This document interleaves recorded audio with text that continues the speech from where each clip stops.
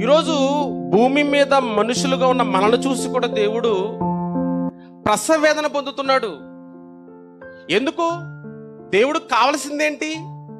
ఆయన అన్నమాట మనకు తెలుసు కదండి. ఆయన పరలోకంలో పరిశుద్ధుడు కనుక పరిశుద్ధుడైన ఆ దేవుడు భూమి మీద తన పిల్లలను పంపించి భూమి మీద మనం ఎలా ఉండాలనుకున్నాడు ఆయన? ఆ రోజు ఇజ్రాయెల్కి చెప్పిన మాటే క్రొత్త నిబంధనకు వచ్చేసరికి సంఘానికి చెప్పిన మాట కూడా అదే. నేను పరిశుద్ధుడినై ఉన్న ప్రకారము మీరును పరిశుద్ధులుగా ఉండాలి. అంటే మనలో పరిశుద్ధత లేకపోవటం వలన దేవుడికి ప్రసవ వేదన వస్తుందండి. మన జీవితం బాగలేకపోతే బాధ ఎవరికో తెలుసా? వేదన ఎవరికో తెలుసా? చాలామంది తమ జీవితాల గురించి పట్టించుకోరండి.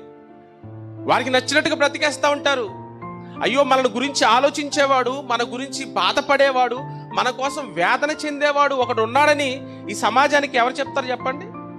అంటే పరిశుద్ధత లేని ఈ ప్రపంచాన్ని చూసి దేవుడు ప్రతిరోజు ప్రసవ వేదన పొందుతున్నాడు.